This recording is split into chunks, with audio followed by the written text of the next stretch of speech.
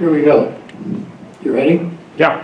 We're going to pretend we're starting over again. Hello, I'm Chris Hoy, President of CWAG. Welcome to our November public meeting.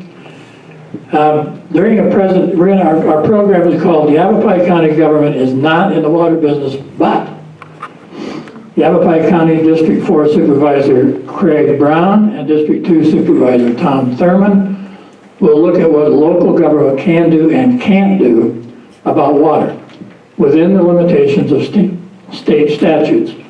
Supervisor Brown and Supervisor Thurman will discuss all the drainages in Yavapai County, including the Verde River, Agua Fria, Bill Williams, and Fossil Creek. They will also talk about the recent flood control grant for Oak Creek mapping and how the Water Festival is helping to change the future one fourth grader at a time. Williamson Valley, Chino Valley, Paulden, and the northern part of Prescott are among the 12 cities, towns, and communities in District 4. District 2 encompasses 21 towns and communities, including Camp Verde, Cornville, Dewey, Humboldt, Prescott Country Club, and part of Prescott Valley. Please welcome Supervisors Brown and Thurman.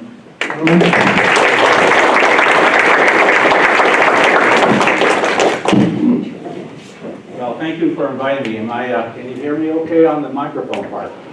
Okay, is that all right? We can speak. I can hear it now too. All right. What I'm doing here just a little bit was to show a little background of what the county is. I did a PowerPoint. Craig did a PowerPoint. I looked at his this morning. There's a little bit of redundancy in there, so we'll just hop over some of these quickly. If I read every sentence on this PowerPoint, we'd be here for 2 or 3 hours, and it'd be boring anyway. But I want to explain to folks what the county does. And we always got to remember that Yavapai County is just a little bit smaller than the state of New Jersey. And we have a population of not even as big as Gilbert. And so it's really tough because there's not a lot of money to go around. And as you can see, we have a planning and zoning department, and we have water use with that, which is our comprehensive plan.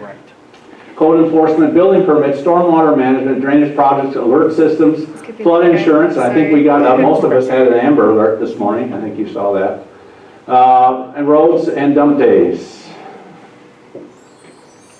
Community health clinics, and you can see all of those things that we do is for health education and nutrition services.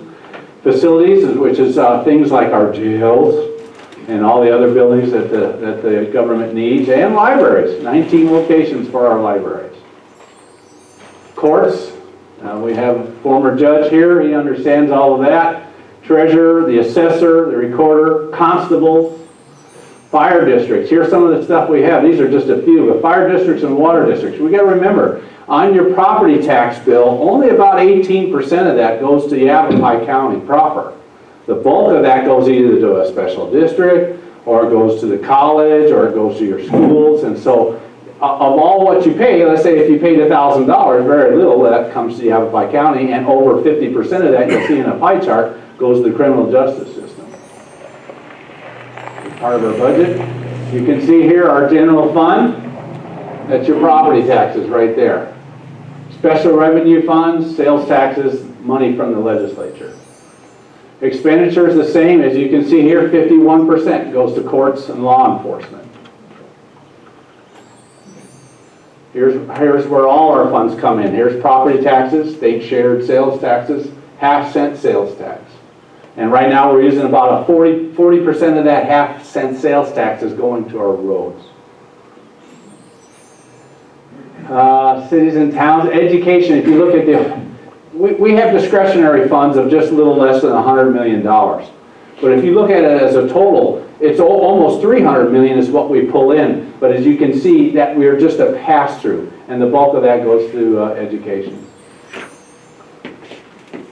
Again, here you have High College, school districts, general fund, fire districts. There's where your money goes, folks. Here's the Water Festival, as Chris was alluding to earlier. We actually teach. I've been doing that for 5 years now, and we do bring fourth graders in. And in fact, Supervisor Simmons came and helped this year, and he wants to bring it back to Prescott. We used to do it. In fact, I remember I had a grandkid that went out to Watson Lake and actually took what they had with the Water Festival there. and we hold that at Dead Horse State Park.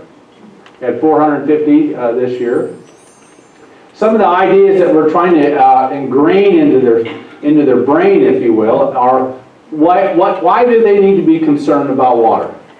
You know, a lot of the kids in 4th grade are very intelligent and they know where all the water and where it comes from. A lot are not. So we try to bring them all up to speed.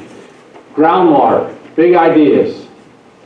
Water conservation, big ideas. Water cycle, watershed.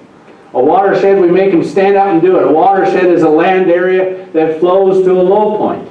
They understand that. It's very easy to do, especially in the Verde Valley, because you got Mingus Mountain on one side and you got the Mogollon Rim on the other. And so they can see where all this water comes from. It just doesn't come from your faucet. So we're very happy to do that. Drainage areas, I think a lot of you know these watersheds. And as Chris alluded to earlier on that too, we have a lot of different tributaries. We go to Lake Alamo. A lot of people don't realize a lot of the water from Yavapai County actually creates Lake Alamo. We also do the Agua Fria, Lynx Lake. That's part of the Lynx Creek system, the Big Bug Creek system, the Agua Fria system, all goes down to Lake Pleasant eventually. You got to remember too, a lot of people don't realize SRP, here Salt River Project has all the groundwater rights around here. They have the groundwater rights, they have the surface water rights for the Verde River. They don't have it for the Agua Fria. The Maricopa Water has that. And so we still, no matter what, you can't dam the Verde River without getting permissions from SRP. Well, you can't dam the Agua Fria either, because Maricopa has those rights. Here's our Agua Fria drainage, and we do wet-dry mapping with the, and I'm part of that group out at Arcasani for concerns with the Agua Fria, and every year we do wet-dry mapping from Black Canyon City to Cordis Junction. And the reasoning for that is in the 3rd week in June, which we believe is the driest time of the year, it gives us an idea where the riparian areas are and what's happening with the water levels out there. And we're going to have some data on that for the last 9 years that we've been doing it. That'll come out soon. Fossil Creek's the same thing. That's in my district also. My district is huge. I got a lot of water in it. And unfortunately, we had a murder there the other day. But it's a beautiful riparian area. If you haven't been to Fossil Creek, it reminds me, if you're a hiker at all or a horseback rider, and if you've ever gone down to Supai or have a Supai Falls, there's 3 of them in a row down there. It is absolutely gorgeous. It's travertine, clear water, and Fossil Creek reminds me of that without having to hike 11 miles down to go see it. But it's a beautiful area, but you got to make plans now. It was so overly used, it was being loved to death, as we call it, and so now you have to get reservations, and it's getting better. Same with the Bill Williams. That also goes eventually towards Lake Alamo. Flood Control receives a grant from FEMA for $1.2 million for a restudy of Oak Creek, just the Oak Creek tributary. These are one of the things that we do all the time. We've done them on the Verde, we've done them on the Agua Fria. We're doing this one now on Oak Creek, which is a huge impact to the Verde River. Central Arizona Project, here's some of the, where the project comes in, and I think you can see by the line where the Central Arizona Project, and finally dead ends to south of Tucson. That doesn't really do us any good at all. Flood control website, please feel free if you're not aware of it. We got rainfall data, and that is live. So in other words, if it had a heavy thunderstorm an hour ago, you can look in there and you can see the one that's near you, and it gives you an idea how much the rainfall that you did receive. Same with the creeks, and we also work with Coconino County flood and Maricopa County flood. We have our own and we have theirs all on this site. It's a great system. And this is what it looks like. It can give you an idea of what the rainfall is. You can see here, last 15 minutes, 31 hours, 24 hours, season to date.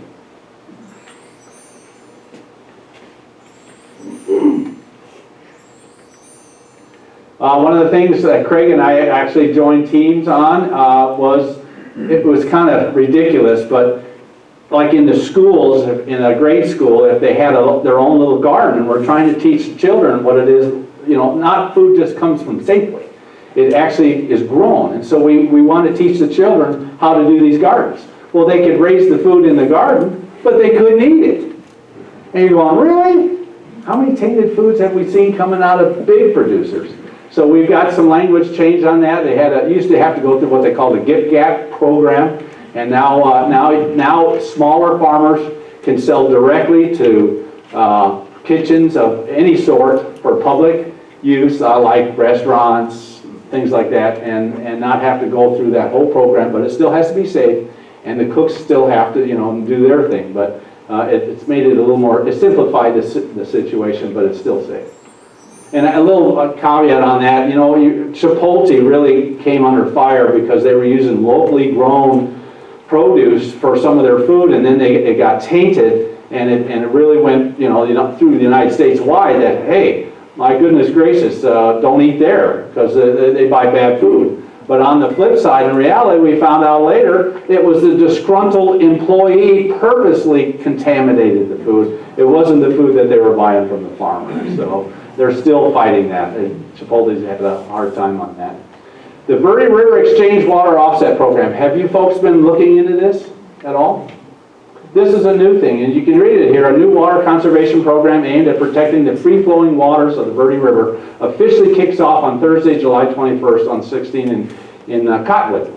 The Verde River Exchange, for short, is a collaborative effort among Friends of the Verde River Greenway and a diverse group of partners. The program connects Verde Valley homes and businesses willing to temporarily reduce their water usage or to create or potential credit sellers with groundwater users seeking to reduce the impacts of the continued use on potential buyers, i.e. two-area vineyards.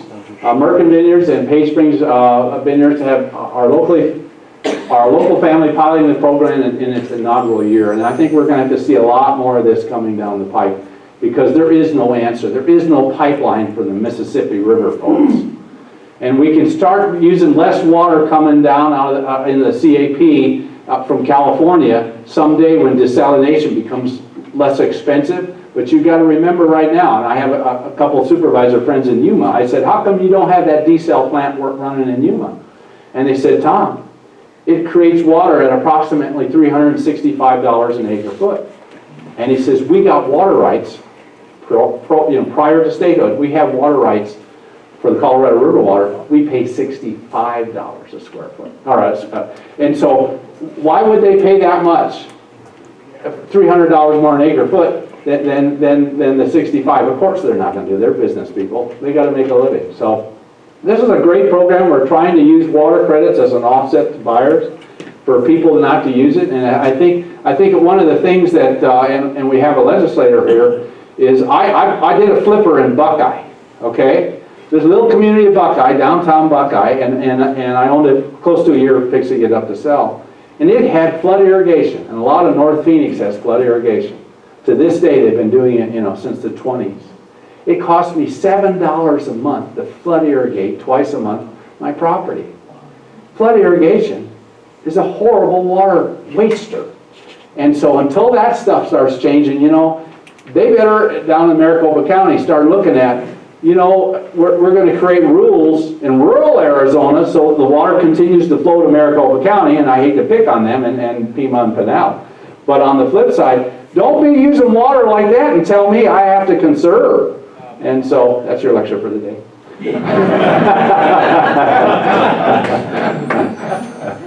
Legislation. Here's some of the legislation we've been working on this year, and the bulk of these are coming out of Mojave County. Mojave County has had some real problems. One of them was the Planet Ranch. The Planet Ranch is on the Bill Williams drainage, which they call a rawhide, coming out of the lower side of Lake Alamo and goes to Lake Havasu. Well, this ranch, because of eons and millions of years of water running there, of course, has got an insane aquifer underneath it. Well, the city of Scottsdale bought that. And when they did that, they used that for water credits for what they're doing. And then eventually, who buys it? Phelps Dodge or Freeport-McMoran buys it for Baghdad. Well, now Mojave County is all upset because now those water rights that are coming out of Mojave County are going over to Baghdad into Yavapai County, and so they're having a fit. And I understand it's their job, it's their territory, they have to, that they're voted for. So those are one of the things that there are concerns here. They have multiple bills trying to get some of that to be addressed. But here's the catch-22 for them, and I feel very sorry for them. Is in Kingman proper, they have a place called Red Lake. And if you know Kingman very well, it's north of Kingman. It's a desolate area. It's small floodplain and floodway. You can't really build any houses on it. Well, someone had that bright idea. Okay, entrepreneurs, come up, let's farm it. So he buys all of this, he buys a 15,000 acre chunk of land out there for pennies, I'm sure, and starts putting in crops like alfalfa and all these others that use a huge amount of water. Well, that's the aquifer that Kingman was using for their town, and they estimated 150 years left of water in that. Kind of like the Big Chino. Remember some of these conversations we've had? Well, now that this farmer's in there, he's pumping 400 gallons a minute out of 12 wells. Unbelievable amount of water. They now have reduced their longevity for the town of Kingman from 150 years to 25 years or less. And so you can imagine why they're wanting to create a lot of these bills. ADWR, same thing. They want to be able to have them, if they find an area that has groundwater problems, then ADWR can deny a drill cart. In other words, permissions to drill a well. So there's multiple ones of these. And as we know, like with the adjudication that's been going in, the Gila River adjudication since the late 50s, it still isn't over. They're slowly getting closer. The tribal people are getting closer to having some closure on that, but the bulk of it is still under. I mean, you have attorneys. Sorry, Judge. You have attorneys that were born, raised, educated, got involved with it, lived their whole lives going to the adjudication, and then are retired now, and it still hasn't been solved. So you can't even, it's just unbelievable. Irrigation methods. This is the same thing for the same type of deal with the farmer. Okay, if the farmer's going to buy all this property, can we slow down the amount of water he needs? Can we have him do, jojoba beans or some sort of crop that doesn't take a lot of water? Can we do drip irrigation? Not just this big old flood irrigation. That's what alfalfa is really, folks. Okay, San Pedro. Here's another problem. And we got to remember Santa Cruz River in Tucson, which is now really if you want the walkway for a lot of illegals coming up to Santa Cruz, it's dry the whole way. It wasn't dry the whole way 150 years ago. It's when Tucson came in and started drilling wells left and right. And I remember as a kid, raised in the valley, Phoenix, of them talking about that there was cones of depression and they were running out of water in Tucson. If it wasn't for the Central Arizona Project, Pima, Pinal, and Maricopa County would be in a much worse situation than what they are now. And they've done a great job with the waters from SRP, but they need a lot more. And of course they want growth, and so how are you going to do that? So one of the bills here was to make it so, here at Yavapai County, and Craig will allude to this a little bit more in a minute, but here in Yavapai County, we can't really not okay a subdivision because of the lack of water, right? Unless it's in the AMA, and then they got to prove 100 years. Well, they had some bills down in southeast Arizona. They wanted to put in a subdivision of over 7,000 homes, and just about every, not all of them, but the bulk of the hydrologists said if you do that, it will dry up what's left in the San Pedro, just like it did the Santa Cruz. And so they put a bill out which passed the House and the Senate, and he vetoed that bill to stop that, making it worse than making it better, that they could go ahead and build as many homes as they want. They didn't have to prove any kind of water supply. And so he had heartburn with that, and I'm glad he signed that, to be honest with you. He vetoed it. Excuse me, thank you. Appeals court ruling on the setback for Sierra Vista development. This is the ruling that we had just not long ago. In fact, we were talking, Gary and I were talking about that.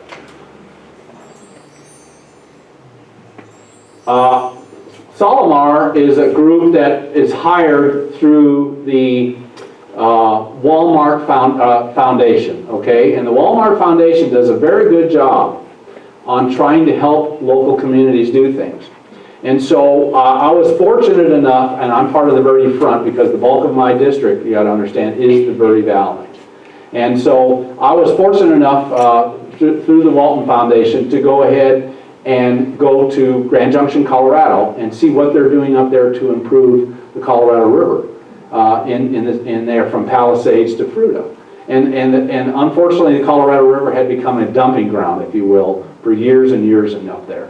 Years and years and years. And so they've completely changed that around. They have lottery funds that actually come and get to be used, unfortunately, and our legislator here has promised he's going to push again to try to get our lottery funds back at the tune of about $500,000. But up there they actually use it, and they use it to improve the river. And so they've done a great job. So we come down now to San Pedro. They send me then to San Pedro the following year, which was last year. And I got to see some of the programs that they're doing there to help the San Pedro. And you got to remember, there's a real strong reasoning to keep the San Pedro flowing there is because of Fort Huachuca. Sierra Vista would not survive or even hardly be there if it wasn't for the fort. And if the federal government comes in and believes that the fort is part of the problem of drying up the San Pedro, you know as well as I do, they will close that fort. If they close that fort, Sierra Vista is a ghost town.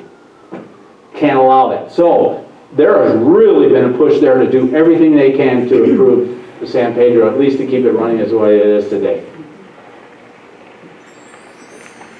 Replacement of high flow toilets, we've done that. Water conservation codes, broad requirements, waterless urinals. Residential and commercial, both, not just commercial. Here in Yavapai County right now, we have a zero landscaping rule for all new commercial, not on residential. We have it for all new commercials, and that's a foot in the door. First city to be in the U.S. is designated as a water sense community by the Environmental Protection Agency. They've done everything they can. They actually have funding for commercial business to take and harvest the rainwater on their buildings to reuse that to cut even the water use. Then they have huge drainages that come off the mountains there. They're fortunate they got a 9,000-foot mountain range right behind them.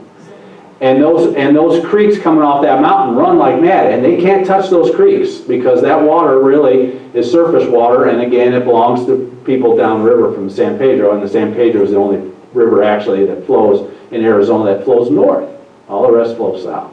Well, anyway, they got to keep that run, so they can't touch the water in the creeks. But what they can do is in the alluvials, out in the plains and out in the floodways, they can start using that water and moving it around, and they use that water to recharge. And the recharge is interesting because it's these low areas that have little check dams. They're only about 5 feet tall, but they're 40 feet wide, and they funnel this water into those, and there's a series of these. And each one of those right before that check dam, actually they dig down very close to the aquifer and they fill them full of rocks. And so when the water comes in, it fills the little area, it goes down in, and if there's enough water, it goes to the next one. And it's actually, the monitoring wells for the San Pedro have shown it's gotten better. So it works, as long as we don't go into a drought and not have any water. We talked about this earlier. The city has replaced all the water grass with turf. The reuse recharge, as I alluded to earlier. Nearly 65% of all active water mitigation efforts in the basin being done within the city of Sierra Vista. 56% of the population. Growth in the city, now this is important, growth in the city limits has not contributed to the increased deficit within the subbasin because they've done these things. So we can have growth. We all know if you stop growth, prices of the properties go sky high, and then they dump, and the place becomes a ghost town. So we don't want that. We got to have a little bit of growth. We don't need this bust and boom like we saw in the late 90s and early 2000s, but we need growth to chunk along. We really do. A lot of people are complaining that the United States right now is only growing at 1 or 2%.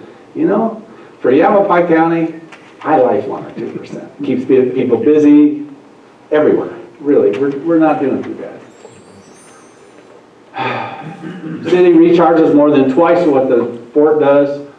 Despite an 8,000 person increase from 2000 to 2012. City residents are now using 5% less water. And that's mine. So I will let Craig do his. How do we switch it over? Getting started, I'm Craig Brown. I'm supervisor for District 4. District 4 is the 2,800 square miles north of Prescott. Northern portion of Prescott goes all the way to the Mojave County line, all the way to the Coconino County line, and over to the base of the mountains over here to our east.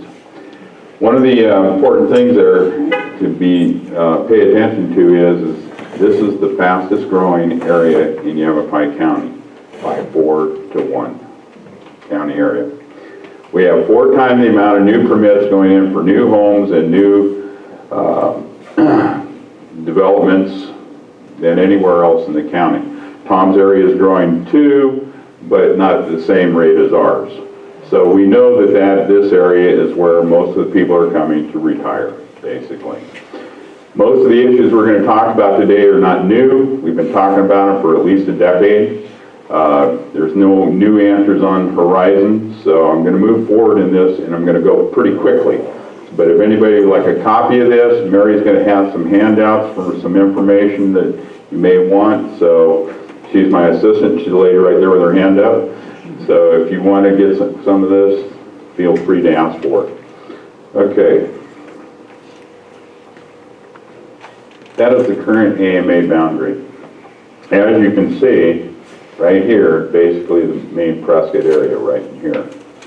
The AMA stretches up along Williamson Valley Road up here, goes up just above, cuts across Chino Valley, then comes back over to the base of the mountains, and then goes south through Prescott and back over to basically the Groom Creek and Willwade area. So that is the current AMA as it was established by the state. Okay, this is a proposal for the increase of the AMA. Now there are others, and they have some validity to them as well. But this basically would take this all the way back up to Black Mesa, include all of the Paulden area, all of Williamson Valley, and the areas on the backside of the mountain over here, Granite Mountain. So that is a proposal. However, Tom and I, we've been talking over the course of years, and we said, really, should not the entire county be an AMA? Well, as you'll see here, that's the population change in Yavapai County. And that's up only through the year 2010. We believe that right now we are in a growth spurt. And from the new starts on homes, we would say that, again, economically, it's all new houses, and guess what? New wells. There hasn't been a PAD that's been projected and given to us at the county level, and Steve Mock is here from Development Services here in the back.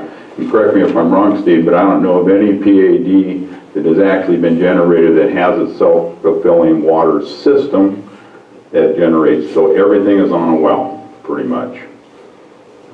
Steve's shaking his head yes. So anyway, so this again, take a look at this area right in here is the population growth. You can see it's centered here in Prescott Valley and Prescott. Again, growth projections, where we believe the growth projections will be. And here's the area that we're looking at right here, through this pocket from Prescott going north. And this is the existing AMA, and then as it goes up this way. So, history of water management in Arizona is kind of interesting. You know, there's the old saying, you know, whiskey for my men and beer for my horses, and we'll fight over everything, including water. Well, that's very true, because water means life in Arizona. We have big constraints, almost probably the driest state in the United States, or one of them. Major water consumption stress places on supply, the imbalance between the places people live and where water is most abundant. Average less than 10 inches of rainfall per year. That's really big, because that's what basically we rely on for surface water, as well as what we rely on to refill our aquifers. Okay, more than relying on ground for more than 40%. This number is probably larger now, but I don't have any updated information on that, so. Agriculture has historically pumped vast quantities of groundwater. Flooding. Tom was talking about the flooding that he's seen that's taken place in different places. Well, do you know we actually have on this side of the hill flooding going on? Chino Valley, half the Chino Valley is able to flood their water areas in green grass and stuff like this, and you can actually watch it rolling down the roads over off of 1 North. They still have those rights. Vast quantities of groundwater, agriculture is the big issue. We don't, on this side of the hill, have as much agriculture as obviously they have over on the Verde side because they've got surface water. We do not. But that doesn't stop from new businesses going in, producing sod farms, which is grass, and alfalfa. So we see that up in the Paulton area right now because they have groundwater rights. Rapid population growth. Back in 2004, 5, 6, before the big bubble, there were huge developments that were being planned for areas up in Paulton. And we saw big areas that were being developed and talked about over here further south, over into Williamson Valley, and they didn't materialize because of the bubble. However, now we're seeing all these developments that were set up before are starting to have little pockets of development, little pockets of this house over here, this house over there. But instead of being in an area where they can be managed, they're all outside the AMA, the vast majority. So that becomes a real issue. Okay. Water management in the 1970s. There were 3 major issues that finally came to the state. Who should have the right to pump groundwater and how much? Has that changed? No. And what methods should be used to reduce groundwater overdraft? Has that changed? No. Should groundwater be managed primarily by the state or local level? Well, has that changed? No. So, we move on. Governor Bruce Babbitt, this is a tough question for any governor or anybody in the legislature. It's a tough question. But he got convinced that, you know, there was a U.S. Secretary of the Interior, Mr. Andrus, issued an ultimatum. Unless he enacted tough groundwater laws, he would refuse to approve the construction of CAP. So what they did was they came up and they said, City Mine Act, and they were going to mediate the discussions with the governor, and one of the first items of creation was ADWR. Okay, so that was an answer to get the feds basically to go along with what the plan was for CAP. Water planning and regulation except water quality were centralized in one state agency at that point. Originally, there were only 4 active management areas: Phoenix, Pinal, Prescott, and Tucson. But in 1994, another one was added, which is Santa Cruz, which is, I think, the AMA that's down there for San Pedro, right? So, anyway, so moving on. You look at it and it said, require developers to verify they have secured physical, legal, and continuous access to 100-year of water. And since 1980, the department has written and executed 3 of 5 management plans required by the code, and plans outline conservation goals and methods for various groundwater users in the agriculture, industrial, and municipal sectors. Okay, so here's your AMAs. Less than 20% of the state. We know that these areas out and over in here, sparsely populated, and a lot of desert, basically. So this is what you've got as far as your active management areas today. Challenges were unregulated development and challenges provided by water assurance requirements. How many people in here have a well? A few of you do. Do you test your water every year? I got a lot of people going, no. I'll tell you, one of the biggest problems we have right now in Yavapai County is the amount of arsenic that's contained in your wells. Okay? The EPA says it's got to be 10 parts per billion or less. It used to be 50, but now it's 10. We have water systems right now that basically are way over the 10 mark. Ash Fork is one of them. The reason there are ways to mitigate it by scrubbing and or mixing with water that doesn't have any in there, but still it's an issue. And a lot of people out there, we're all using basically the same groundwater coming out of the same aquifer, so you need to check it.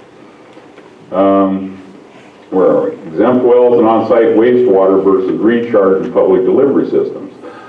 Now, a lot of people say, well, we spent a lot of money on these sewer systems and da-da-da-da-da, and you know, what do we really get out of it?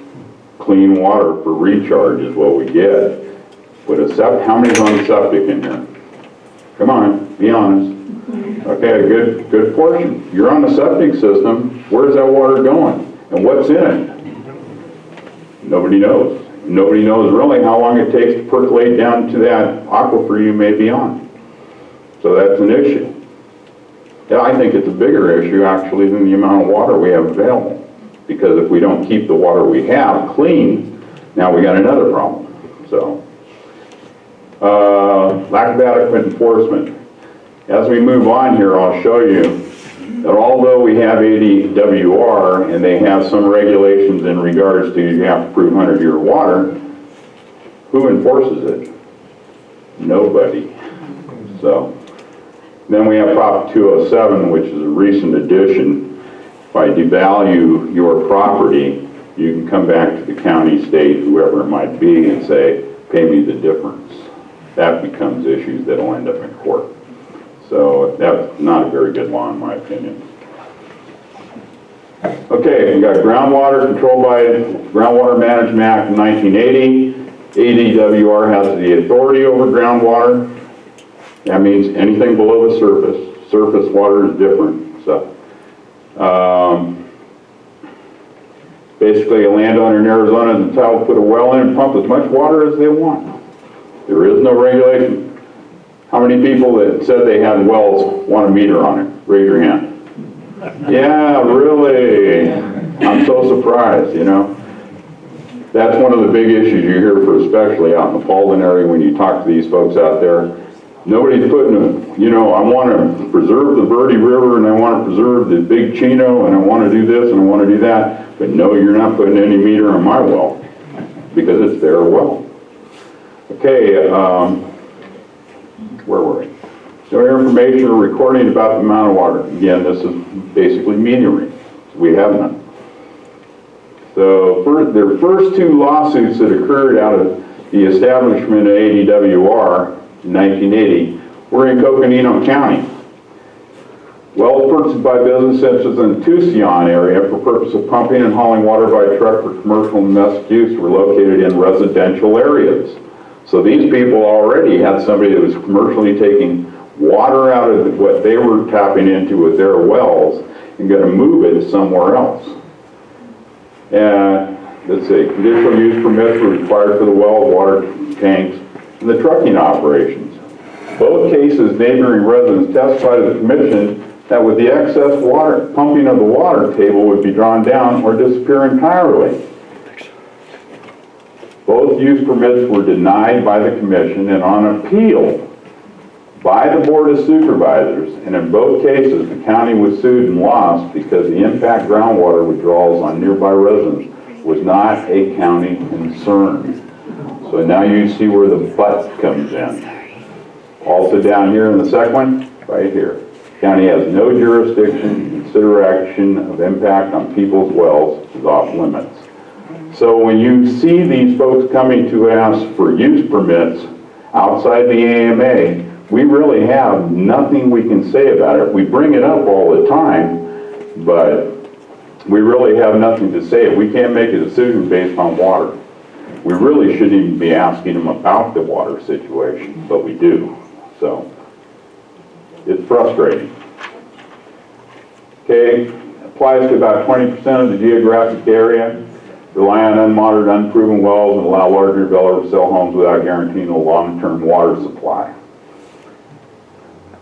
Measuring costs for rural communities is difficult because most serious consequences such as water shortages, water quality problems, and a proliferation of septic tanks, and it may not surface for years because we don't know how fast this is percolating into the ground, so we have no clue. Meanwhile, most towns and counties encourage growth. Anybody doesn't want to see their real estate values go up? I want to see somebody raise their hand here. I don't want mine to go up, right? Yeah, baloney. So, a couple of you jokers in the back. So, we encourage growth, and just as our urban counterparts do, without any protection over groundwater. Nothing in the groundwater laws that protects that growth. So that's why in District 4, we're growing in leaps and bounds. Everybody wants to live out there, and everybody's putting in a septic, and everybody's putting in a well. But it's going to have an effect on different places, as Granite Oaks has found out. Okay, let's see, chief protection to the assured water supply that was applied in Maricopa, Pima, Pinal, Santa Cruz, parts of the FI. Simply, basically, it's the AMA was established. Rural Arizona still submit plans to ADWR for determination whether the water supply would last 100 years. The difference is the state finds proposed source inadequate. Inadequate. They don't have 100 years of water. They can ignore the finding and build anyway. And they do. So that's one of the issues. There is no enforcement capability from ADWR. They issue a permit or they don't. Even if they don't, they build anyway. Wildcat subdivisions legally exploit a loophole in the law. Okay, this is basically what we call lot splits. Okay? Split into 5 or fewer lots, and they have flourished in Arizona from Pima, Cochise counties, and all through Mojave and Yavapai. They can be a greater threat to resources than the subdivisions built without an adequate water certificate from the state. So what we would really like to see is people come to the counties and say, we want to build 100 homes. And we're going to put in a communal well where we basically meter everybody's lot. They pay for the infrastructure and pay for things like that. And we're also going to put in a sewer system with a small system that can be managed by that many homes. Those two things would make all the difference in the world in protecting our groundwater. But that's not what happens. Okay? The other thing is that it affects the counties. Streets and utilities. We can get the builders to put in the streets and utilities, where with the lot splits, they're just going to have them out there on their dirt roads, and the guy that comes from Arizona, from California, or wherever, going to find out that they really don't have county roads. They don't have electricity. They don't have sewer. They don't have water. They don't have this. A lot of people coming into the state, and I'll get to it in a minute, but this is the main thing right there. Beware of what you're doing. I'm trying to go fast, so I'm skipping over a few things. Lot splits create hardships for homeowners and the county. The county can't maintain the roads, can't build the infrastructure, and can't help someone when storm washes out their long gravel driveways. And we all know that it happens. I get people calling me all the time, is, when are you going to grade my road? And the problem is, it's not a county road. It's their road. It's a part of their property. It's only a simple easement. Okay, means the buyer can buy land and not find out until later that it lacks services. You get a lot of people, you come from California, you buy a piece of property, and whoever you buy it from says, well, yeah, someday the county will put in the road. No, we're not. We have 800 miles of unpaved road in this county now, which we barely can maintain. And we got another 800 that's paved. And with the amount of funds we have from the state, where they cut repeatedly, we're not seeing a large increase. Gas tax in Arizona, remember, is only 18 cents. I think in California it's 37. So we don't get the same amount of funding. Okay. See homeowners complaining about water levels dropping in their area. And I'm only bringing up Granite Oaks because Granite Oaks, they keep a measurement system there. Dropped again 7 feet, I'm told you said this morning? 7? Well, that's about the 4th year in a row it's dropped at about that area. So now you're down 32 feet. So you see it's going down. The question is, when does it run out? Because that's the answer nobody has. So And they have a system in there, and I'm going to use Granite Oaks as an example because it's a great example. Back when they developed Granite Oaks in the early 90s, because I looked there in the early 90s to buy, and they established their water system, and everything was great. They have plenty of water. They got, what, 2 wells or 3 wells? 3 wells. And 2 to work. Well, there was nothing else out there. Well, now you have people come in at East Ridge, across the way, some of the developments in there and start coming in and start taking water out of there, and so you're looking at their production had to go up to accommodate the new houses. There's still lots in there that haven't been sold, and they established what a lot of people say the answer is increase the rates for those people using a lot of water. There are people out there that don't care how much water they use or how much it costs them. Those are the ones you really have to pay attention to. Kind of like people with golf courses. So. All right. Okay, they use the legal. Okay. Key findings. Thousands of homes are being sold with no established sources of water. Fires in the drill wells, or haul water. Hauling water is what you see, especially up in the northern section of our county, because those are a lot of lock splits up there. Juniper Wood Ranch is huge, and it's all lock splits. There's almost no water up there, unless you can afford to, drill through really hard surfaces. So you have water hauling. More than 200 homes are planned by developers who intended to build where little or nothing is known about the water supply. When I subdivide, and this is kind of what Tom was saying about Mojave, there's another project over there to build a huge amount of homes, and he's not worried about the water. He's just going to put the lots up for sale and sell them. And if there's water on your lot, great. If there isn't, not my problem. Okay, where's the dot? Overpumping. Okay, a lot of people are concerned that in the Big Chino that the overpumping of water up there for agriculture is going to have a negative effect on the Verde, which is one of the last free-flowing rivers in in Arizona. Wildlife and greater Phoenix water supply are at risk.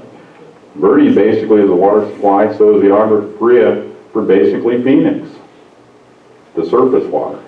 Now, if we take all the groundwater out, where's the surface water going to go? There isn't going to be any. That's plain and simple. Towns are grabbing water beyond their boundaries. Da-da-da-da, councilman water. Why are they doing this? They've been doing it for years. This is not new. Del Rio Springs, which is way outside of Chino Valley, was one of the main sources of clean water to the city of Prescott, and they still own that land there. So it's not uncommon to go where the water is, the resource you need, and bring it to the people who need it. And that's what was happening. It's still happening. Big Chino is the same thing. There might be also water availability out in the Long Meadow area that could be actually brought into city of Prescott. Prescott Valley is the same way. They sold a lot of their water rights, but now partnered with the city of Prescott, and they are a 45% partner, I believe, isn't it, Steve, in the water issue. Well, this is where the growth is at, is Prescott Valley, Prescott, and the areas north of there, especially the large subdivisions. The one great thing that the city of Prescott and Prescott Valley has really done is they're making sure that they're trying to recharge at the same time by not having septic tanks and having sewer systems that helps that recharge issue.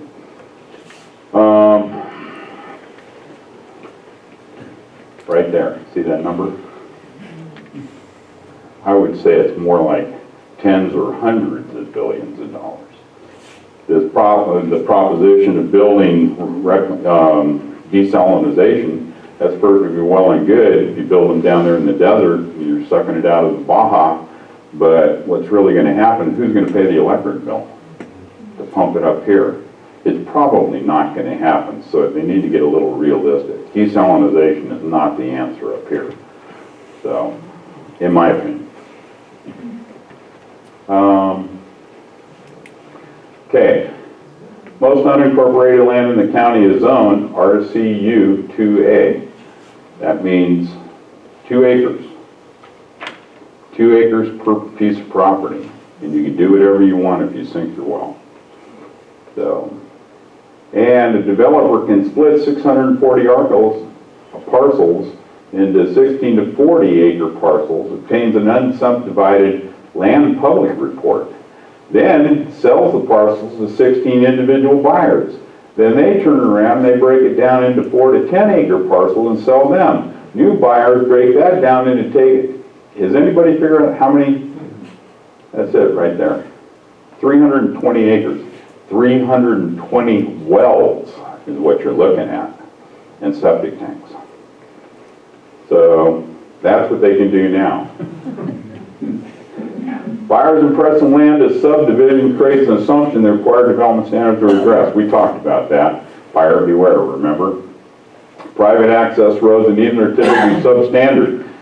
All these people out there yelling about that I need you to grade my road. We can't grade the road. It's their road, and it was never brought to county standards, and that's why we didn't accept it for maintenance. Lack of physical access for emergency vehicles. You've seen some of these roads.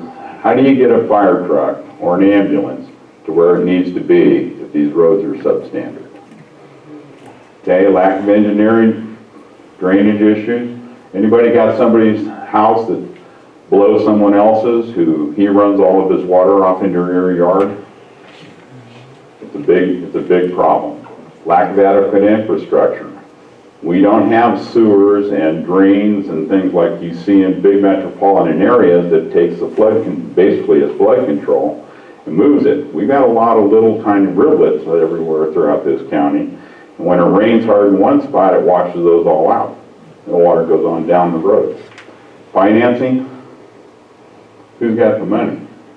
It's not us. It's certainly not at the county level. Okay. The result is exempt wells. It's a vicious circle. Where it goes right back, now you got exempt wells, on-site wastewater system, lack of recharge opportunity, lack of general delivery systems, inability to promote conservation efforts, the inability to promote sound planning practices. You can't plan if you don't know what people are going to do. So we run into that issue all the time, especially in development services, is this guy's got a brainstorm for doing something, and basically there's nothing we can say about what he's doing as long as it fits in the zoning. So, Proposition 207, right there. In my opinion, really bad for government and for you because you are the government and your taxes. That means basically if property is worth X and I don't let it be developed appropriately, then they can come back and say, well, that means you owe me the difference of what the fair market value was. And that means the county then has to pay the bill, or the city, or the town, or whatever. Really bad legislation. You didn't have anything to do with that, did you?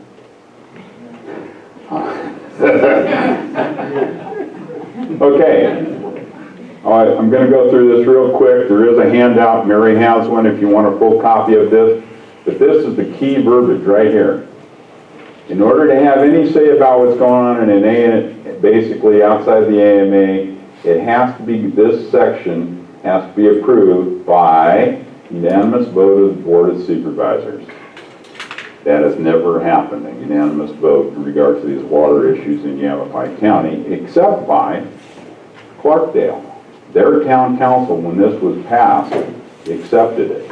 And so therefore they do have issues that they can take up and approach as far as water use that we cannot in the county. So, okay. Modest proposal. Neither state nor local authorities will be able to make sound decisions regarding water management and regulatory requirements in rural Arizona until ADWR, the state, is able to collect and accurately analyze existing water supply and demand information. And there's a lot of information out there. Remember we had, the CWAG on both sides of the hill. There's a lot of surveys were taken and been done by the federal government. There's a lot of information out there. And it's been now 5 or 6 years and nobody's moving forward with it. So, you know, there's a lot of answers already exist. Right here, budget for state water resource investigation and planning is very modest in comparison to other western states. If water is the most important commodity in Arizona, then we need to have somebody enforce the rules. And we don't have that now. The feds go after you though. If you mess with federal water, well, they'll go after you in a minute. And anyway, this goes on to the funding. It should be funded. State provide adequate resources for local authorities. Local, county. Give us something to work with. Rural communities construct necessary water infrastructure and to fund the water conservation initiative. Let's take Paulding. That's a part of the county. It is not a town. It's not a city. Why not, if the state would give us the money, put in the systems where the development is taking, and that way we have some recharge off the sewage, we'd be able to regulate the water, okay, instead of having independent wells. It's almost gotten to the point where things are out of hand though.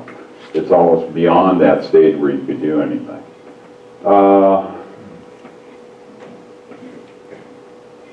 Where am I trying to go here? We still got enough time? You guys are supposed to be out of here at 11, right? Okay. By many rural communities see an investment of effort and funds by the state to develop water supplies for rural communities, proportionate to decades of investment ensuring adequate supplies for major metropolitan areas. Basically, that is, let's say we form a water district. The water district is giving water service to everybody, and that money goes back into the water district for infrastructure. It's like any other district that's out there, Granite Oaks, where there's Conscription Canyon, wherever it is. And that money keeps getting back into the investment of it, and therefore people use less water. So, same thing goes for sewer systems. Sewer systems are just the reverse of a water system, literally. So, anyway, I'm watching Billy here, she's shaking her head. Okay. Go on. Conservation programs. You know, we do a great job of conservation. However, wouldn't it be nice if the state funded it, going house to house saying change out your spigot heads and change out your shower heads, and, you know, instead of that would be a great program. We already do it through our building codes because we make sure that we have low flush toilets in the new construction. But it's some of the old construction where we're not seeing any changes taking place, including that bathroom right back there. Which, it's nice that they let you use the facility, but they could bring, you know, some water saving devices in here. That would be nice. So, let's see. And as you can see right here, funding must be provided to make a resolution possible. Can't do it without money, I'm sorry. Okay, water availability and demand varies considerably from basin to basin. Now you could do this instead of doing it by town or county, you could do it by water basin area. Verde may have different needs than do we need over here. So you don't want to make a blanket policy that doesn't have some flexibility into it, because every basin is different. You get down to the San Pedro, it's different. What if the federal government decided to close, you know, Huachuca? Maybe then you wouldn't have the demands and needs down there. Who knows? But they have to be flexible. And that's why I said that right in there. Reality of the issue and concern of some areas may not be source of problems in other locations, and that's very true what we just said. So, noted that in every county in the state that responded to the department survey indicated that lot splits and exempt wells are the most, okay, this is, you know, rocket science, you know. You already know what the problem is, you've been talking about it for years, and all of a sudden now they recognize what everybody's been talking about for years is in fact the truth.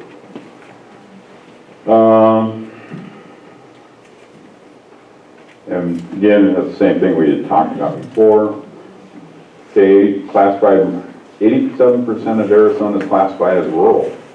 A lot of people talk about, our urban areas, and that's where the biggest, amount of people actually live. But if you look at Yavapai County, we're seeing that now we have got an awful lot of rural developments out, along Williamson Valley Road, out through 89 and all the way out to Paulding, and they're catching up. They're catching up quickly. Okay. You guys familiar with the Atlas project? I'm going to skip over it because it's kind of involved. It's a planning process, basically. Okay, so what we're talking about is maybe create a new AMA. So at least we don't really change the laws or anything, but the AMA can be actually enhanced. There are several ways to do it. ADWR could do it on their own, or you can go through what's called a petition process, where 10% of the people affected in the AMA have to vote to say, yes, we want to be in an AMA. Now, that's the tricky part. The education, the political will, and things like that. Or the state legislature, oh, you left.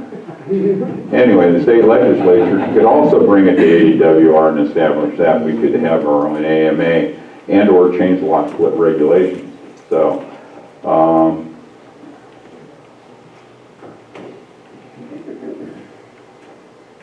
and there are other alternative solutions, obviously, there always is. Once appropriates are identified, the adequate funding will be necessary, and that's the other part of it.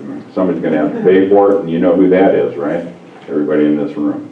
We're all going to have to pay for it. Local involvement in these types of systems can't be overstated. I mean, you can't have a state agency way down in Phoenix telling us up here how to do things. And that's what we've got right now. We are limited on what we can do. Steve will tell you that this is one of the biggest problems we have in development services is people coming in thinking they have rights to one thing or not, or having rights they don't even know they have. So, all right.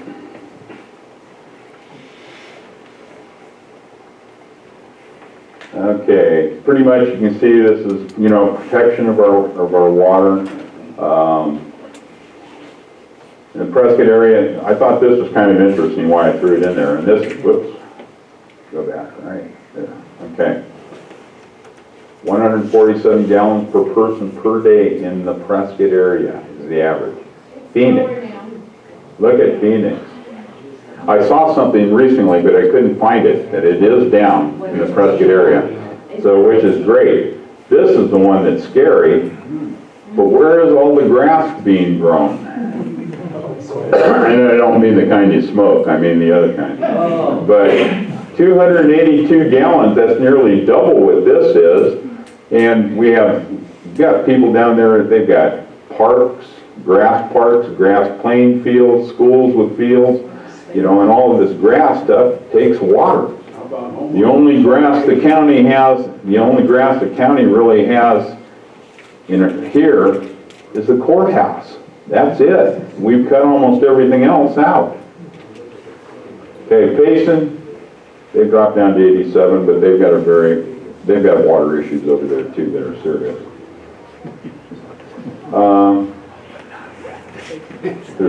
We don't have CAP up here. We're never going to have CAP. Somebody says, oh yeah, we're going to pump CAP water up here.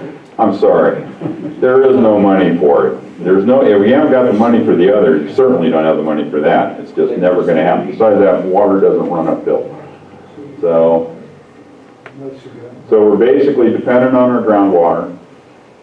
And the requirements of the Arizona water are minimal outside the state's AMA requirements. We just have no power outside of it. In fact, I was talking about a development that they want to put in outside, literally outside the AMA this morning. And because they're on the other side of Williamson Valley Road. AMA over on one side, no AMA on the other side. It's all the same water, trust me. So, okay,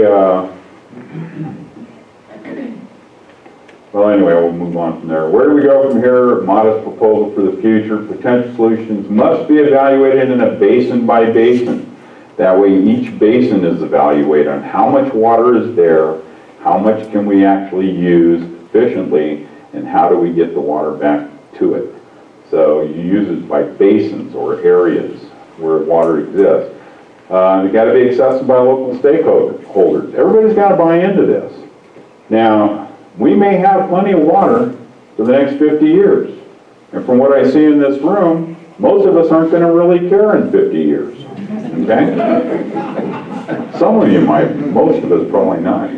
So that, you know, we are the ones that would have the time and the energy to get people motivated. So really a lot of this needs to be pushed and shown towards the younger generations, the new families that are coming up, so that they understand. And that's where our Water Smart programs start, and the WET program. That's where we start, is with the kids. Start making them aware of that water just doesn't come in a bottle, okay? It comes from the ground. And if we don't take these steps pretty soon, the generations following us are going to be wondering what they're going to do for water. So, I think that's it. So that's why it's the button. Thank you. Thanks, Fred. Thanks, Fred. We're going to do Q&A now, man. That's Rob. Q&A, what we do is I hand you the mic if you have a question, because it's for the camera. And I'll try to keep track of you, and then... Question about the enforcement aspect. And you've mentioned a number of times that enforcement is a problem. I think you did too. And that indicates to me there's not adequate laws in place against which anybody could file a suit in court. Is that the case? No. It's been my experience is that when they say that they've got 100-year water, they walk in with some piece of paper signed by some guy somewhere that's in a hydrologist and says, yeah, they got 100 years water. Now, I don't know that that's proof. That's just somebody certifying. And next week when he's working in Colorado instead of Arizona, who's going to go after him? Nobody. Not the public, because by the time you find out he was not telling the truth, he's gone. What do you think? Oh. Craig. Yeah. Concerning exempt wells in the AMA, there are approximately 10,000 exempt wells, and we get no credit for recharge with an exempt well with the septic. So reaching safe yield, exempt wells just don't help us at all. That's not my question. Hang on a second. Oh, okay. So when we're talking about exempt wells, the first question I have is kind of a two-part question. Does the county have the authority, or would the county, and can the county have the authority to require that people who have exempt wells put in a storage tank to collect their effluent that could be picked up and then recharged? And the benefit, of course, would be from health and safety. We're not putting effluent into the ground, and plus we're getting it treated and getting credit for safe yield. That's the first part. Does the county have the authority to require that? The second question is... saying a gray water system and or... gray water is different from black water. I mean, right. Okay, so we're talking black water mainly. The second portion of it is does anybody ever looked at or requested a study to just see, we know how many exempt wells there are in the AMA, and what would the cost of let's say a 5,000 gallon storage tank installed cost, and what would be the projected cost to pick that up on a monthly basis or bi-weekly basis and take it to a treatment plant? I mean, that is the solution. It could be an expensive solution. It could be, depending on how many are signed up, it could be a good solution. And it's never really been looked at. And so my question is, can the county, with the limited amount of money that you have and we all have, could they do a study just to look at the cost of putting in a holding tank for that, and then estimating what the cost would be to pick that up every month or bi-weekly? Well, I'm gonna give this to Tom, because Tom's been in the construction business for a long time, so the dollar and cents of it, I have no idea. And also, Steve may want to comment in regards to it, because we don't really see a lot of people coming in and asking for sewer treatment permits, and or black water tanks, if you will. Mostly we see water tanks. So what they would do and how fast that's going to percolate into the ground, I think it's up in the air. Depends upon where you're at. Depends on the soil. First of all, you gotta remember, if you're on a small sewer plant system, it takes every bit of water that you're using, not just flushing the toilets, but every bit of water we can get into that system. Literally, we have small sewer plant systems, I'm talking 50 or less. In this county, they're having to sublet groundwater, putting it into the sewer plant to get it to work. And the same goes with the leach field and a septic system. If you completely eliminate a septic system and just have it go into a 5,000 gallon holding tank, and then you got to pump it every so often, the cost of that is through the roof to be able to do that, for one. For number two is, now you're going to get pollutants in there that maybe the city of Prescott doesn't want to take all these pumpers and putting them in there.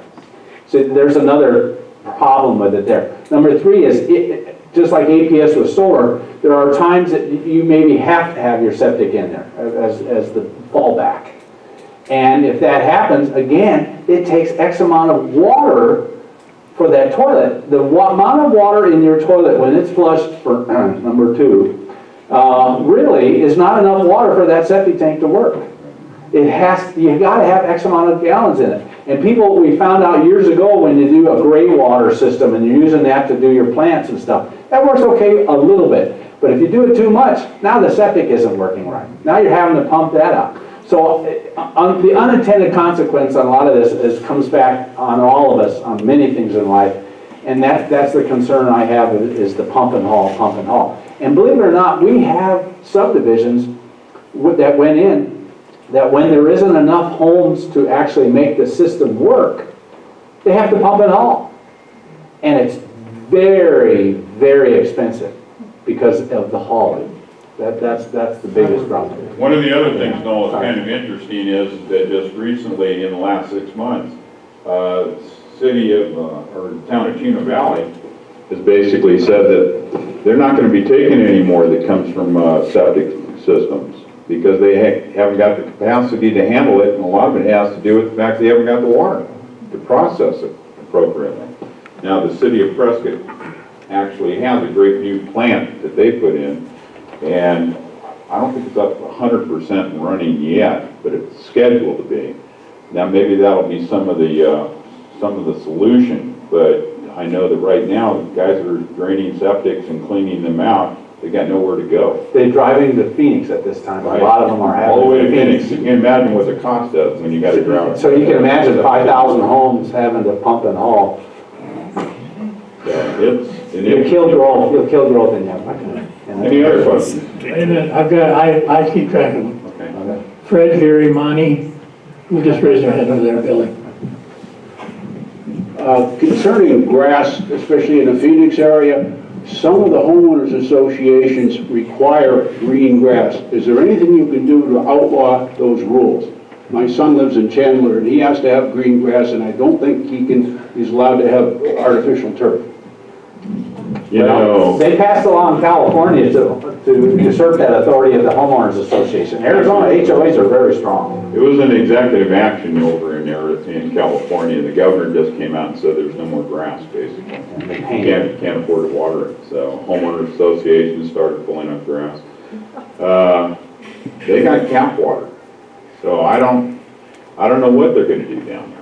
And legislation, remember, most of the legislation that, like Noel will bring forward, will get dumped in a minute because it's coming from a rural area, and it doesn't fit for those folks down there in Maricopa County. We laugh all the time that Maricopa really, they've got more legislators than we've got in rural counties put together. Two-thirds. I need a little side note too. The cap water that comes to Phoenix and Tucson, they pump that out of Lake Havasu up 800 vertical feet. The amount of electricity to pump it, just 800 feet, is the same amount of electricity it takes for the whole town of Lake Havasu City. So a lot of people go, oh, just put, let's get Colorado River water and come up Diamond Creek and bring it up to Seligman, and then it's downhill all that. You'll never be able to afford that kind of power drain. Never. It's not going to happen. It's not going to happen. Maybe in 50 or 100 years when water is the price of oil, but not We toured that pumping facility here about a year ago. Yeah. And it was amazing, but the amount of electricity is just staggering. Cost prohibitive. That's why we say, you know, when they talk about desalinization plants and pumping water up to the rural areas, I'm sorry, it's just not gonna happen, let's be realistic. Well, as usual, there's way more to say than I can actually say here. I want to speak up for rural water. You guys have used the term exempt well. Exempt wells are only defined within an AMA. These exempt wells in the county are domestic wells that support a home. They use neither any more or any less water than a house in Prescott. Second, rural septic tanks, actually the recharge from those is about the same as the recharge fraction from Prescott's wastewater treatment system. Now that I know is a bit of a surprise to you. That's something we need to talk about. It depends on the soil. If you're in hard rock, it's going to have a hard time ever getting into the aquifer. And it depends on the distance, and it depends on the trees, and it depends on a lot of things. But Right. on an area-wide basis, according to USGS estimates, my statement is the best you could make. So, So if we use So- the gray so the water, recharge- if we use gray water for landscaping, then that reduces that. And so there's your unintended consequence. Now we're not using as much water out of that well to do our landscaping. Oh, wait a minute, we're not recharging as much so either. these things are complicated. Wait a minute, how are you not recharging? Wait a minute, I'm Because still it's going asking on questions. landscaping. Hang on, Yeah. hang on. The main thing I want to talk about is this new idea that's popped out in the slides here about an AMA in the Big Chino. And the implication is that the Prescott AMA might be extended to cover that. I want to point out that would be an absolute disaster for the Verde River in the Big Chino. The one good thing it would do would be to constrain growth in agricultural pumping in the Big Chino. Right now, there's no constraints on that, and that's a major potential water, groundwater extraction source, ag pumping up there. It's very difficult to constrain. But the bad thing about an AMA up there is that if you extended the Prescott AMA, the management rules that apply to the Prescott AMA would apply to the Big Chino. The management rules for the Prescott AMA are very, very weak. Very, very weak. Basically, it sets up safe yield as a goal, not a requirement, no penalties, no assistance, no incentives. Thus, we have no safe yield plan. None of the communities in the county have, in the AMA, have developed a safe yield plan. And since the AMA was put into the overdraft condition in 1999, the overdraft has tripled. So I would say, maybe quadrupled. So I would say that the AMA rules have not been successful in the Prescott AMA, and therefore, why should they work in the Big Chino? Now, if you made a different kind of district up there with different management goals, that would be helpful. If we could have a Big Chino AMA where the management goal was a requirement to maintain the base flow of the Verde River. That's the catch. The management that's the goal argument. is the catch, and That's so right. the devil is in the details. Right. And I get really excited when I see a very general proposal that doesn't acknowledge that the devil is in the details. One of the other thoughts was creating a water improvement district, just like any of our other improvement districts, statewide. And then everybody pays a little portion of their property tax into that district so we can have some more money to get some more science. Because as we all know, you can have dueling hydrologists. You can hire 5 of them, and depending on who's paying them, sometimes you'll get Well, different rates. and Gary, in all due respect, I agree with you, 100% in regards that there is no good answer up here on this screen. There is not a good answer. It really needs to be taken as an effort by the state and applied equally throughout the state, but realizing there has to be some flexibility in each different region. Agreed. What is good for Prescott may not be good for Paulding or any other place within the county. And you got to take and you got to measure what's going to take place in these 2 different locations and say, well, that's good for them, but it's not so good for them up there, and have the flexibility. And who's going to do that? The state? Give me a break. The state of Maricopa? Yeah. The great state, we don't want to do that. I've been told not to say the great state of America. You go down there and get some legislation. You started out down there, and it's all well intentioned, and by the time Maricopa beats it up and tears it up, you got no boats to get it through anyway, so. And there's a huge problem that outside of our county, a little bit down closer to Aguila, is the foreigners coming in, I won't mention which countries, coming in and buying all our farms up, paying a huge dollar for them. So the farmer's going, well, I'm going to make more money, I'll retire, then I'm going to work the farm, and then they pump, over pump in my opinion, for alfalfa, and then that alfalfa is not sold in America, it's back in the Middle East, and so this is another problem. We keep bringing it up, try to bring a law up, but every time we try to do a law, the attorneys get it first and say, you can't do that, oh, you can't do this, you can't do that. And I hate to say it, I remind everybody, folks, even in an AMA or whatever, Big Chino Water has a 100-year water supply. It makes the criteria. You see what I'm saying? There's parts of Mayer and all these other places and up in the mountains in West Chino and all this that hardly have maybe a half a gallon a minute on some little stringer. But the Big Chino has a 100-year water supply. Every report I've ever read, from USGS to even Lori Worth, everybody, you look at that, it is huge. Will it affect the Verde River? Most likely, okay? But it hits a 100-year water supply, so what we can do, though, we are bound by constraints of state law and federal law. And so what we try to do is meander in all of that. And if we are to, and this happened in Santa Cruz, they will bend over backwards for subdividers. Not to do lot splits. We will do the same. If you come in with 1,000 acres and you could have 500 homes, I'll give them 700 homes. But I want 80% recharge. I want tiered water. Tiered water hits the guy in the pocket, he's not going to spend as much. I want paved roads. You see what I'm saying? And the amount of that 700 homes, even though it's higher density, is using a quarter of the water. And most people I talk to, after you explain that to them, oh, that makes sense. But at first, I'm the devil or he's the devil, because how dare you allow them to do a subdivision? Because it's so much better, folks, if we have that power, we have a comprehensive plan that it says it right in there. Cluster homes, septics are out. Sewer systems, recharge, tiered water. And if they want to spend and have gigantic lawns out there and all that, you know what? There is a local contractor, and I won't mention his name, here in town, gorgeous home, insane amount of landscaping. He told me in the summertime, his water bill is $1,700 a month. If you can afford that, that's fine, and he can't. But this is what you got to do. Most people can't. And you got to remember too, is one of these days we're going to be 50% retirees, 60 plus, okay? They're on fixed incomes. Now we got to be very careful on retrofitting. This is where you'll never see the legislature change.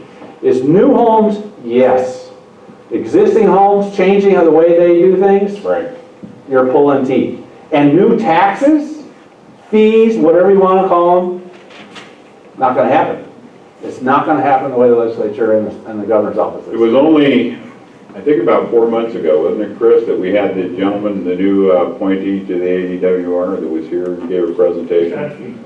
And after an hour of listening to him, you all came away with, there is no water problem down in Maricopa County. They have no issue. They got all this paper water that, they said got hundreds and hundreds, thousands of acres of water that's going to come from the Colorado. But Pinal County's sinking, but we won't talk about it. Yeah. and it's craziness because it's all on paper.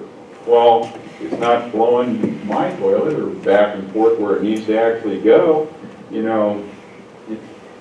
It's a balancing act. I go back to old Herb Gunther days. I don't know if some of you have been around here when Herb Gunther was the head of ADWR, and we're going way back. And he came out before about 6 years ago and threw his hands up and said, I don't know the answer. And this is a very intelligent geologist, hydrologist, and he didn't know the answer.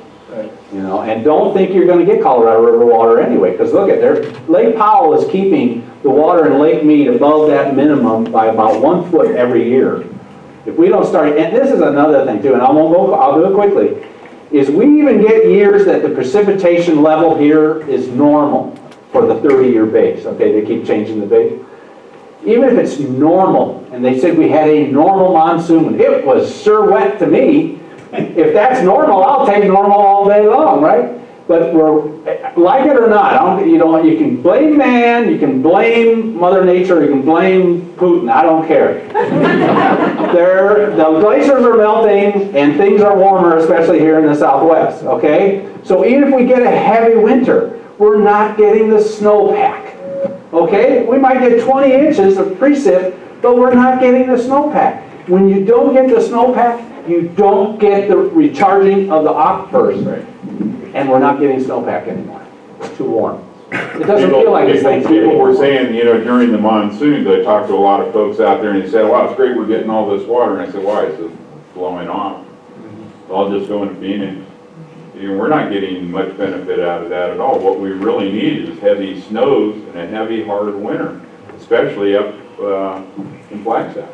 Anywhere, anything above 6,000 feet. I came to this town when I was in high school, and it was nothing at Groom Creek all winter long. Groom Creek at 6,000 feet, at 2 to 4 feet of snow, all winter long laying on the ground. You see that anymore? No, not at all. Okay, you have a lot of more questions. I'm sorry. Okay, a comment on the precipitation around here. Craig Wiederanders, the editor of our paper here, in an editorial recently said that for like a 100-year record, we had an average of 20 inches of moisture a year.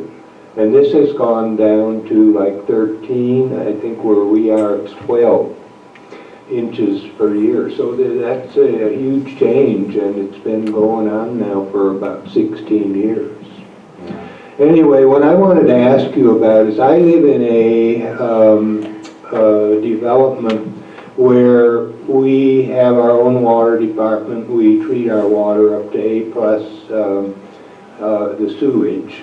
And some time ago, I read the permit from the county, from you guys. And there were a lot of restrictions that were written into that permission to have this development. And then I also saw that this expired at the end of 10 years. And I wanted to know what kind of force do you guys have in granting these permits, and why did that expire at 10 years? You gotta ask him, because this is before my time. You got to remember one thing that hit us hard. All plans that were made for subdivisions, the existing subdivisions to grow back in the late 90s through about 2007, all those plans were thrown out the door when the recession hit for so long. And we still to this day have subdivisions that, he was alluding to that earlier, that are now starting to come back and saying, okay, we would like to do our subdivision. But we have so much infill that's existing on these subdivisions that you have to look at it by subdivision by subdivision. We don't have one size fits all, okay? And when we had a developer, let's say around the golf course in Beaver Creek down in Lake Montezuma area, and he wanted to do all these condos and was going to keep everything going and the golf course going and everything. Again, he's another one, belly up. He couldn't make it. And so the golf course is now a weed pit. And they want the county to take it over, of course. They've been lobbying me hard on that, and I hate to say it, golf courses are probably going the way of the dodo bird, and as our older generation that loves to play golf, the new ones don't seem to like it as much. And so the county's not going to do that. This is a private enterprise. And so a lot of these things that we have passed that we're forcing people to do, we had to change gears because there was no building going on for so long. Now it's coming back. So now we're having to change gears again and start saying, well, wait a minute. Well, wait a minute. Well, wait a minute. We always, typically, we try to always get a monetary assurance that when someone does a subdivision or that has a sewer system, that if they go belly up or they leave town with the money or whatever, there's some money sitting there.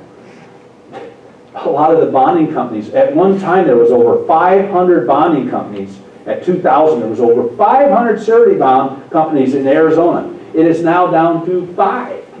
They all went belly up. So how good is the bond then if, unless you get a cash bond, there's nothing there. And most of these subdividers are smaller, they want to do in phases, and they're not gonna come up with $5 million in cash to sit in a bank somewhere. They just don't have it. Like Tom was saying, you know, there's so many of these developers that a few of them have been able to hang on and make it through. But if you remember, I'll use Talking Rock development in the area in Inscription Canyon and Whispering Canyon because I live there. But originally that was supposed to be 3,500 homes. There's only 500 right now. They are not moving that quickly. And in fact, Talking Rock has actually said we're going to decrease our original PAD, and we voted on it here a month or so ago, is decrease it by over 100 homes. Instead of selling 150 houses on 500 acres, they're going to sell 10 10-acre parcels. So, and they're all going to be on the system, the water system, and this and that, and the sewer systems. So we see that as promising, but they're never going to see that 3,000 homes, not anytime in the near future. There were some estimations that were made way back 2005, we'll say. And around that time, they were estimating huge growth here. Can you imagine 3,500 homes in Walden? That's more than triple the population out there now. And 10 years at the time, and that's even, some of that's before me, but even in 10 years at the time, when I got started with the Planning and Zoning Commission in the late 1999, 10 years was plenty. Most of our subdivisions in 10 years were full, or 80% full. So, you know, everything kicked in and it was no problem. That recession really changed everything. Kelly? Yes, I just a quick statement. Craig, you mentioned 147 gallons per person for Prescott. Right. And I know that figure changed. We just had Leslie Glacier. Right. But we'll get the right number. But isn't it around 115, Steve? 110. 110? I thought it was 115, it was So, deeper at one. and I guess I would just say, I believe Prescott's, the tiered system on our fees for water really helped do that. Population's doubled, we're using half as much water. And so I do think our system has worked, and within the AMA for us. The other, on the exempt wells or domestic wells, is there no way that the county can say they must be metered? So is that a legislative thing When that? I get recalled, and Well, I know that. I'll get shot. So it's really, I understand it's the political will. Let's say that all of you agree that we should meter these wells. Can you not do that legislatively? well, As supervisors? if they would change the law, I would say they're probably grandfathered with existing. I think you would lose in a court of law to try to do the existing, but any future ones, yeah, I guess you could. I mean, metering doesn't mean that you cut it off, it just means you know what you're doing, right? I mean, you know the amount of water that you're actually using, and then you can put restrictions on it. As a Republican, I would tell you, it's the foot in the door for more, bigger government. we would have That's what they'll say. to establish a water district in order to do that. Okay. Because we have to have some methodology to be able to reclaim the cost of those meters. So you have to say everybody from this point forward has to belong to the Yavapai County Water District. I mean, I just understand. Here's the snafu on that. Yeah. Okay, we are charging now for water. If you use too much water, you got to pay more to da-da-da on what we're talking about. What do we do with collecting the sewer water? Yeah. Meaning we start a sewer business too? On all of this required, the meters is not such a big thing. But what about people that don't want to put in, they say, wow, $13,000 to put in a well. Chris Kukinyo, $13,000, Yeah. 900 feet, hit nothing but air. So now he's on a water system. So by extending the AMA, does that then give opportunity to do more? It encourages lot splits. AMAs encourage lot splits. They do. They really Oh, do. really? They really So do. it's a two-edged sword. Hmm. And If you could get the voter in the state of Arizona to vote on, get a referendum, get them to vote on creating a water district for the whole state, then you could do it, if you got 50+1%. huge bureaucracy. But you'll never get, just like Prescott Valley on transit, you go to the people that every single time knows. And so someday the state might be able to say, yes, it's tough. So there's, seems to be a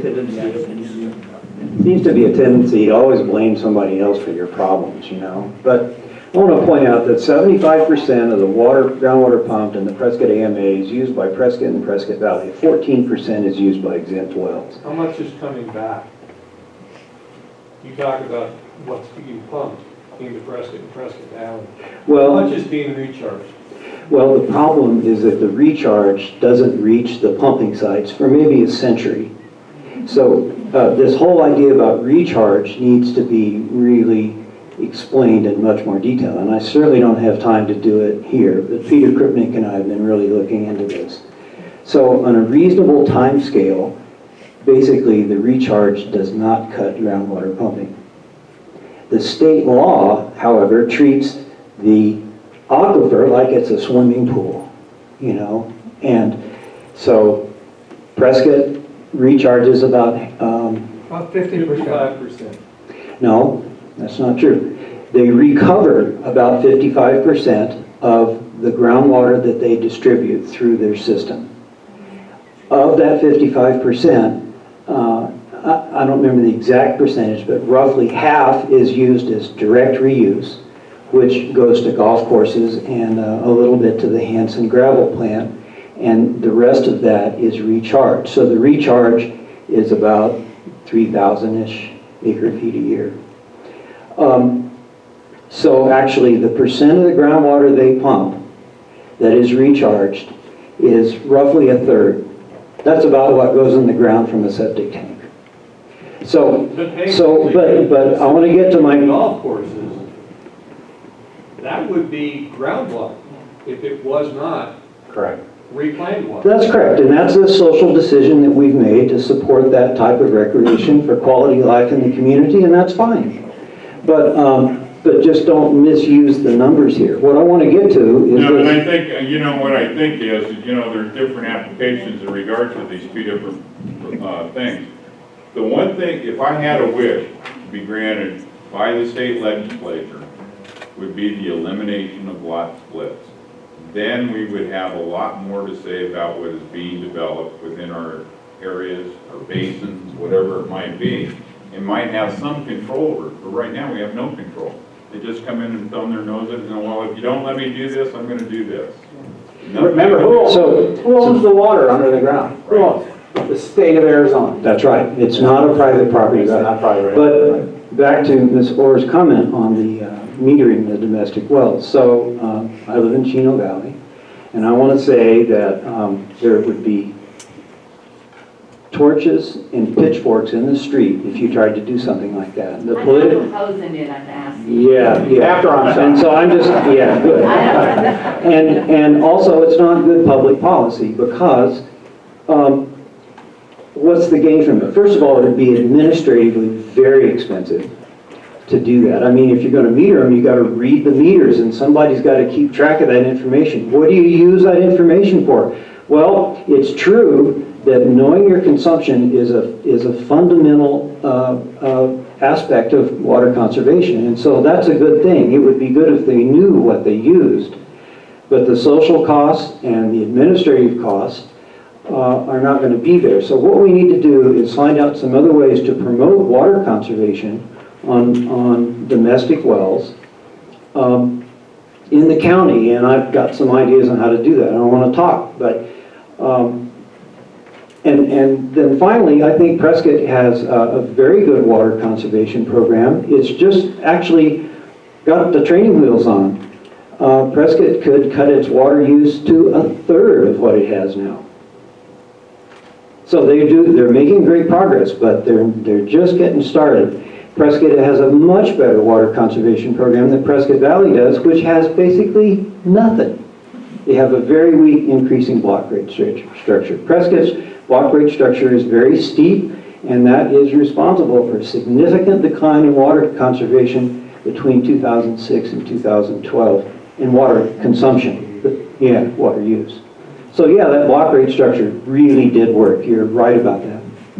And I'll add real quick, I know John Zambrano wants something, but we tried to get, with Arcasani, to get permissions from Maricopa Water District to just put what we call water velocity reducers, so they could get a little bit of recharge right there near Arcasani. and they were told no. And that's one of the projects that we're looking at here in Prescott as far as the Upper Verde River Partnership Coalition.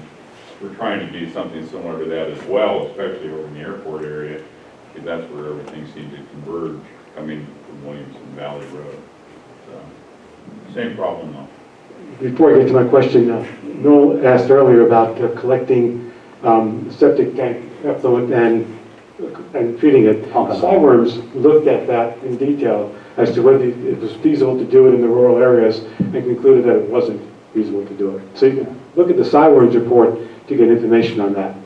My question though concerns Craig's mention of legislation 1270, the law that allows a county by unanimous vote to require a 100-year water supply in areas outside the AMA.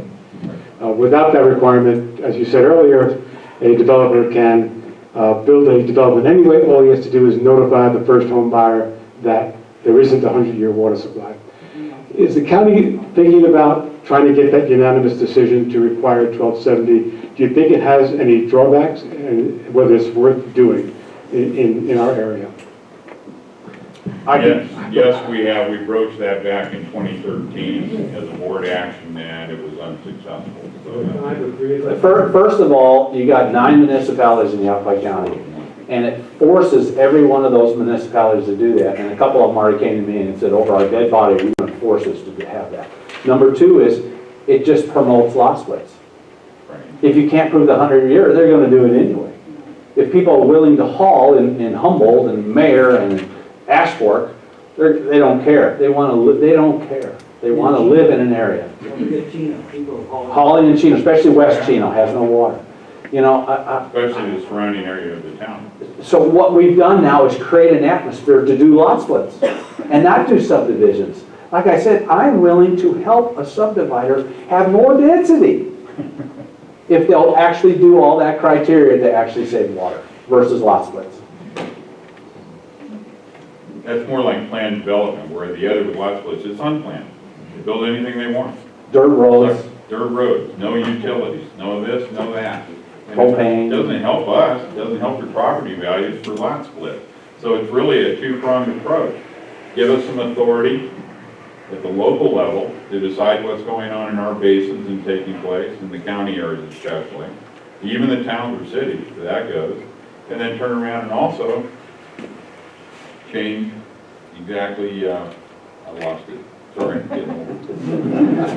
Anyway, to eliminate lot splits. You know, if you eliminated the lot splits, that would be a big goal, but it doesn't help the over. And I think with what's existing right now, and I'll use this as an analogy, my parents bought a 10-acre parcel, and they were going to retire and move on it. I inherited it. They bought it knowing that they could split it into 5/2s. And if the government comes and tells me, no, you can't split it anymore, Prop 207? Prop 207 kicks in, and they will lose in court, okay? So let's back up. Let's look at the future of not my grandkids, but my great-grandkids. Let's start having the legislature say, well, that doesn't apply, though, to 36-plus acre parcels. So let's change these big ranches, and let's stop that bleeding. You still allow them to do the 36, but now the 36 is non-splittable. Right. If they'll come out and do that, that's a change, and maybe 40 years, 50 years from now, but at least it's a start. Right now, the courts will throw us out constantly. Real quick, Gary, I take exception to what you said as far as you believe that the domestic/exempt wells don't use any more water than the people in the city of Prescott. Laws of economics, when you have a tiered water system, people stop using water when they pay more for it. Study after study has shown that's true. The city of Prescott has grown. When the tiered water system came into effect, we stopped using a lot more water. We used more than 25% water, less water than we've used before once the tiered water system went into effect. Also, without the monitoring onto the wells, I don't even know how you could possibly have said that statement that the exempt wells don't use any more water. And with this group, and you want to use conservation, I think you really need to advocate how to deal with the /domestic exempt wells. When I came out to this area in 2002, I worked on the Williamson Valley Corridor Plan for several years. I researched and wrote, and I was absolutely horrified coming from the East Coast. I never saw anything like the water laws, what I saw out here, and it really was whoever had the biggest well and the deepest well won. And that's what's going on here. And to say there's going to be pitchforks and all this other, if anybody even advocated having any kind of monitoring on these domestic wells, I think you really need to rethink this, as I think you need to look with everything. Look at the legislature, look with the Board of Supervisors, and rethink how you're going to really look at this water issue here, and to really think that we can address this without looking at these domestic wells and let these people, I mean, again, I used to live at Williamson Valley, and I would see people literally having grass lawns that were almost 1/3 of an acre. And the reason they did it is because they weren't paying the water bill. If they lived in the city of Prescott, they were not going to be, you know, having 1/3 of an acre grass lawn, because they'd be paying for it. Other than if you're... Remember the very beginning of that? We have no authority to do that. So my So it has to information, change at the legislature. my statement that domestic wells use about the same water as households is based on studies of this question in Sierra Vista. And, Not here, not in Prescott. you know, a family in a home, or a family in a home, pretty much no matter where you are, people use washing machines and toilets and take showers, and we're all about the same that way. It depends on the landscaping. So, additional studies in Camp Verde and the Cyworm study also looked into this in some detail. So I can give you those sources, but I don't say things I don't know, and that's the best we understand. Okay, and there's one... I do think that that domestic wells need to do water conservation, and we need to work some ways to do that. But in public policy, you start with the area that you can make the most gains in. When you've got the 2 large municipal providers using 75% of the groundwater pumped, that's where you need to start. Prescott Valley is the place that really needs to get going on water conservation. Prescott needs to continue developing its program and continue doing the good job that it's doing. But there's a lot of places to get started where you have more gain with the same pain than attacking domestic wells in rural Arizona. You got to add one more thing for Prescott, though. It is a shining star for fire-wise communities in the United States. Prescott has really come to the forefront with Powwick and everything that the fire department is doing.